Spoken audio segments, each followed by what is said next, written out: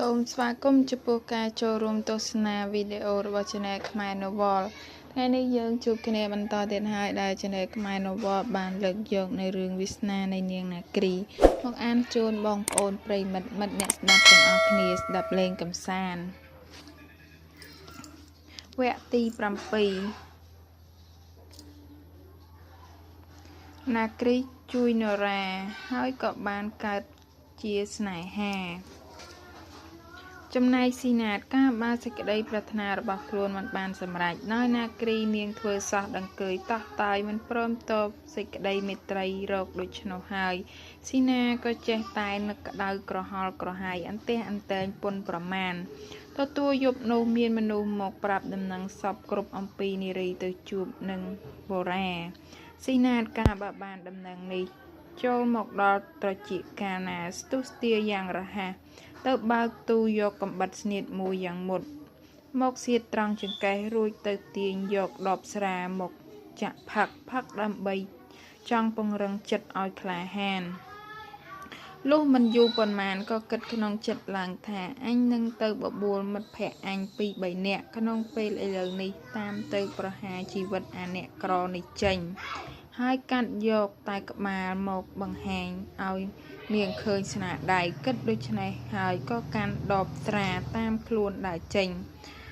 មកក្រៅសំដៅមករកនាងកំពុងតែអង្គុយលើរានមុខផ្ទះគប់ជូនជាក្នុងថ្ងៃនឹងតាយាយមិននៅផ្ទះស៊ីណាតឃើញស្ងាត់ដូច្នេះក៏និយាយទៅរកនាងដោយពាក្យត្រគោះបោះបោកឥតកោតញញើតថាស៊ីណាតនាគ្រីចុះហេតុដូចម្ដេចបានជានាងទៅមានសេចក្តីស្នេហានឹងអាវរ៉ាដែលជាមនុស្សក្ររកតែវ័យស៊ីគ្មានទៅវិញដូចជាខ្លួនបងនាងដឹងស្រាប់ហើយប្រាក់ចាយមិនខ្វះបាយមិនខ្វះស៊ីមានផ្ទះថ្មធំប៉ុនគ្រឹះសម្រាប់ឲ្យនាងនៅទៀនម្ដេចបងគ្រាន់តែនិយាយរាប់នាងផងនាងសម្ដែងអាការៈសោះដង្កើយធ្វើហាក់ដូចជាមិនស្គាល់គ្នាដូច្នេះចាំមើលអាវរ៉ាគង់តែនឹងដឹងដៃគ្នាក្នុងយប់នេះមិនខានឥឡូវនេះបងទៅហៅពួកម៉ាក់តាមសម្លាប់កាត់យកក្បាលវាមកបង្ហាញឲ្យឃើញស្នាដៃម្ដងសោះនាងម៉ាក់ងាយបងតទៅទៀតថាដូច្នេះហើយស៊ីណាតក៏កាន់ដបស្រាដើរត្រេតត្រោតកាត់ចំការដំណាំខាងក្រោយផ្ទះទៅនាគ្រីនាងភ័យញ័ររន្ធត់សពសារពាង្គកាយហាមាត់និយាយពាក្យម្ដេចក៏ពុំទាន់ស៊ីណាតដើរចេញផុតទៅនាងនឹកក្នុងចិត្តឡើងថាអោបងបូរ៉ាអើយចុះបងដើរទៅណាទាំងរាត្រីថ្មើរនេះប្រហែលជាបងទៅលើកដីចាក់ថ្នល់រួចទៅចូលទៅវត្តដូនសនោះហើយព្រោះថ្ងៃនេះជាថ្ងៃពេញបរមីអ្នកស្រុកគេតែងនាំគ្នាខំយកកុសលរៀងខ្លួនអោបងអើយបងខំប្រឹងទៅធ្វើកុសលអ្នកគ្មានដឹងថាពួកមនុស្សពីលទាំងនេះវានាំគ្នាទៅតាមបំរុងប្រហារជីវិតអ្នកសោះអោលោកអើយមិនដឹងជាទៅពឹងអ្នកណានាំសេចក្តីនេះទៅប្រាប់បងវរ៉ាឲ្យអ្នកបានដឹងខ្លួនការបាននាងកំពុងតែនឹកព្រួយបារម្ភដល់គូគប់ចិត្តជាខ្លាំងហេងហាងមិនដឹងជាទៅរកពឹងអ្នកណាទើបនាងងើយទៅ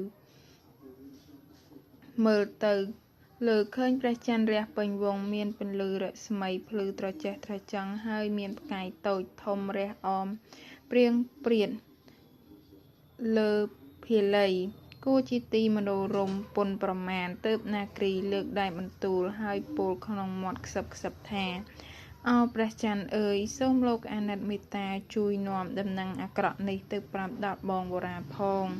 ព្រះច័ន្ទធ្វើប្រងើយកន្តើយដូចជាមិនបានឮសូរសំឡេងស្រីបន្តិចបន្តួចសោះឡើយម្ល៉េះហើយនាងក៏រេគំនិតគិតសារជាថ្មីទៀតថាខ្លួនអញអើយមានតែទីពឹងខ្លួនឯងទៅបានកើតឥឡូវនេះគិតទៅតាមមនុស្សនេះរកបញ្ញានិយាយដោះសារបញ្ឆោតឲ្យតែពីខាងកើតការកុំឲ្យវាទៅប្រាថ្នាប្រហារជីវិតបងវរ៉ាបាននាងគិតឃើញដូច្នេះហើយទើបស្រែកហៅភេងរិនជាក្មួយមកប្រាប់ថាចូលឯងទៅហៅពូម៉ៅជើងឈ្នួលនៅខាងក្រោយផ្ទះមក នៅជាមួយណាម៉ាក់មីងមានការទៅក្រោយមួយផ្លែតកាលបាននាងផ្ដាំភេងរិនស្រេចហើយក៏ប្រញាប់ប្រញាល់ចេញដើរតាមក្រោយផ្ទះកាត់អស់ចំការព្រៃប្រឹក្សាទាំងស្ងាត់សូន្យឈឹងនារីណាគ្រីខំដើរស្រោតយ៉ាងលឿនតែក្នុងចិត្តបាត់ភ័យឥតឧបមាដោយខ្លាចសពសំឡេងមាត់សត្វនានាមានមៀមទីតុយដើមយោយោឮសូរមាត់វាស្រែកយំម្ដងនារីព្រឺក្បាលភ័យញ័រចំប្រប់សពសារពាង្គកាយប៉ុន្តែដោយចិត្តគិតអាណិតទៅដល់គូជាខ្លាំងទើបប្រថុយប្រាណសុខចិត្តបដូរជីវិតក្នុងគ្រា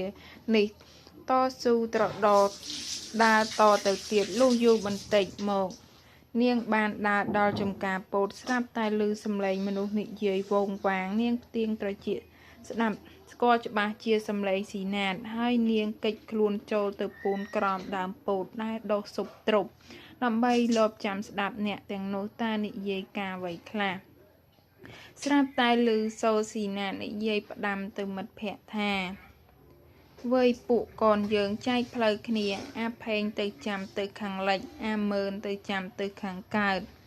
ចំណែកអញនៅចាំកន្លែងនឹងកាលបើអ្នកណាឃើញវាដើរមកដល់យើងត្រូវឲ្យសញ្ញាគ្នានឹងសំឡេងហួច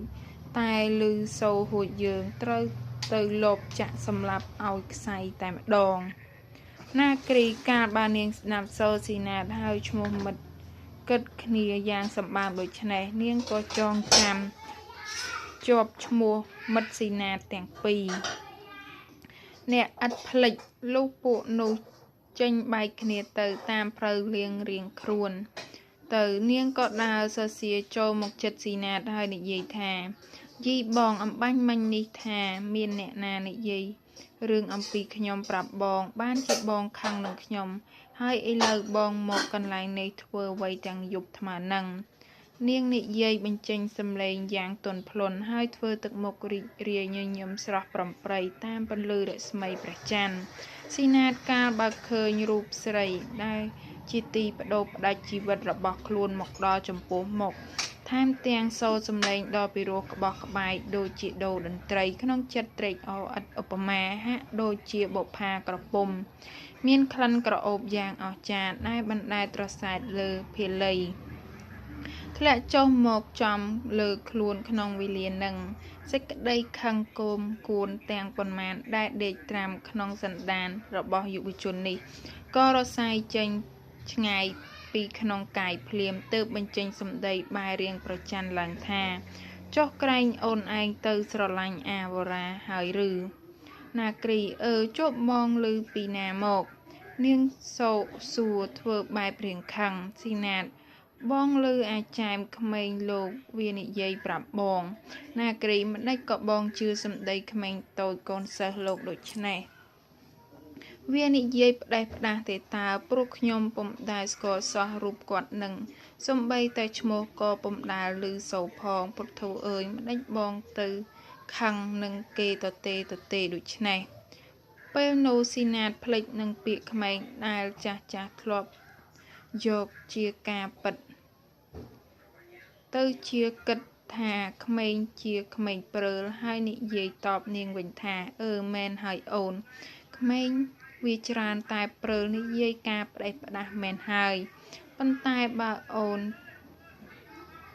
ចិត្តស្មោះត្រង់នឹងបងមែនសូមនាងយកចិញ្ចៀនមកបង្ហាញបងមើលហើយបងសូមអង្វរចិត្តនាងចាប់តាំងពីត្រឹមថ្ងៃនេះទៅកុំឲ្យអូនដើរចេញទៅណាមកណាបងគិតសូមឲ្យឪពុកម្ដាយបងទៅស្ដីដណ្ដឹងស្រីរៀបអាពាហ៍ពិពាហ៍ជាគូស្វាមីភរិយា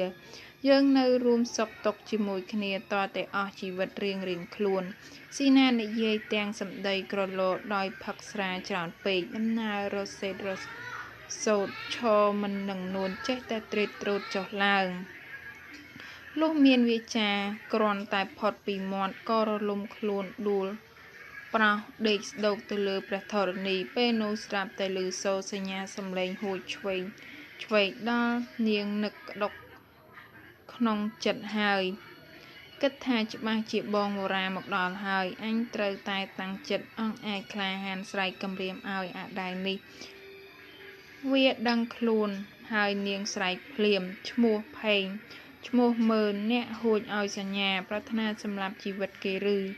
អ្នកទាំងអស់គ្នាតើមកចិត្តយើងនឹងថ្លែងសេចក្តីដ៏សំខាន់មានប្រយោជន៍មួយប្រាប់ដល់អ្នកពួកអ្នកទាំងអស់ការបើឮសំឡេងស្រីស្រែកហៅចំមកឈ្មោះខ្លួនដូច្នេះហើយក៏នឹកភ័យស្រឡាំងកាំងដើរតម្រង់មករកនាគ្រីក៏លាន់មានវិចារថាចូលអ្នកទាំងពីរអ្នកចាំស្ដាប់ខ្ញុំនិយាយប្រាប់អ្នកមើលរូបស៊ីណាតដែលជាមនុស្សគំរក់អាងតែស្រាយកមុខធ្វើជាមុខមាត់ឥឡូវនេះផឹកជ្រុលប្រមាណពេកទៅតលតែចង្អោបដួលដេកស្ដោកស្ដឹងលើដីគូអ្នកណាដែលមើលឃើញនឹកខ្ពើមឆ្អើមពុនប្រមាណមនុស្សវ័យក៏ប្រព្រឹត្តកិរិយាមាយាថោកជាងសត្វដេរិឆានទៅទៀតចូលអ្នកពិចារណាគិតមើលបើអ្នកប្រព្រឹត្តធ្វើតាមបង្គាប់នោះនេះអ្នកមកតែត្រូវទោសឧក្រិដ្ឋមិនខានលុះស្លាប់ទៅកម្មអកុសលនោះនាំឲ្យទៅសោយទុក្ខវេទនានៅនរកទៀតពួកអ្នកទាំងពីរអ្នកនោះការបើស្ដាប់សັບសំដីនារីនិយាយតាស់តឿនដូច្នេះក៏ពោលឡើងព្រមគ្នាខ្ញុំសូមអរគុណនាងចាប់ពីត្រាំថ្ងៃនេះតទៅខ្ញុំលែងហ៊ានប្រព្រឹត្តបែបនេះទៀតហើយលុះនិយាយរួចហើយក៏ថយខ្លួនពីនាងដើរចេញទៅចំណែកវរាអ្នកពូនសំងំក្បែរគុំឫស្សីមួយគុំដែលនៅចិត្តនោះខំផ្ទៀងស្ដាប់សំឡេងនាងដឹងអស់កិច្ចការសពសារពើនាគ្រីកាលដែលពួកខ្មាំងទាំងនោះចេញផុតទៅនាងខំកយគុណរំពៃរកមើលវរាស្រាប់តែមួយសន្ទុះឃើញវរាដើរស្ទង់មកនាងស្ទុះទៅរកពេលនេះហើយដែលវរាហ៊ានលូកដៃទៅចាប់នាគ្រីហើយបបួលគ្នាទៅអង្គុយក្រោមដើមស្វាយមួយដែលមានស្លឹកត្រសាយត្រសុំសាខាគុណមើលព្រះចន្ទ្រាអណ្ដែតត្រសែតឡើងខ្ពស់ចិត្តចំពាក់កណ្ដាលមេឃានាគ្រីនាងនិយាយទៅកាន់វរាថាបងអើយតពីថ្ងៃនេះទៅប្រហែលជាយើងខានឃើញមុខគ្នាទៀតហើយព្រោះប្អូនសពថ្ងៃនៅក្រោមអំណាចអាមនុស្សចិត្តខ្មៅនេះនាងស្រក់ទឹកភ្នែកហូរសស្រាក់វរាអោអូនអើយសំយើងព្រាត់ប្រាស់គ្នាមិនខានកម្មអកុសលអ្វីក្រាស់ម្លេះមកកាត់បំបែកភ្លាមស៊ីណាតអានេះចិត្តខ្មៅដល់ម្លឹងណនាគ្រីអំបាញ់មិញវានិយាយថាគិតឲ្យឪពុកម្ដាយវាទៅដណ្ដឹងខ្ញុំហើយស៊ូរកចិញ្ចៀនទៀតផងបាទដូច្នេះសូមបងឲ្យចិញ្ចៀននោះមកខ្ញុំវិញហើយកុំទៅជម្រាបដំណឹងលោកប៉ាឲ្យជ្រាបណាការទាំងប៉ុន្មានដែលខ្ញុំបានជម្រាបបងនោះខ្លាចក្រែងគាត់អញ្ជើញមកសំគេគិតនិយាយស្ដីដណ្ដឹងខ្ញុំមិនខានខ្លាចចិត្តលោកប៉ាយល់ព្រមឲ្យខ្ញុំទៅគេព្រោះគេមានទ្រព្យសម្បត្តិច្រើនម្យ៉ាងទៀតគេជាមិត្តភក្តិរបស់គាត់ស្រាប់ផងវរាបើលោកប៉ាយល់ព្រមឲ្យទៅគេសូមអូននឹងស្ដាប់ពាក្យ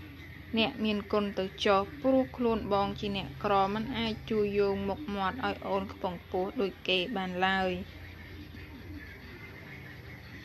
អ្នកថាដូច្នេះហើយលូកយកចិញ្ចៀនពីក្នុងហោប៉ៅហុចឲ្យទៅនាងទឹកភ្នែកហូរចេញមកព្រិចនាគ្រីចាទេបងក៏មានប្រសាសន៍ដូច្នេះប្អូនមិនសប្បាយចិត្តនឹងស្ដាប់ពាក្យអ្នកទេ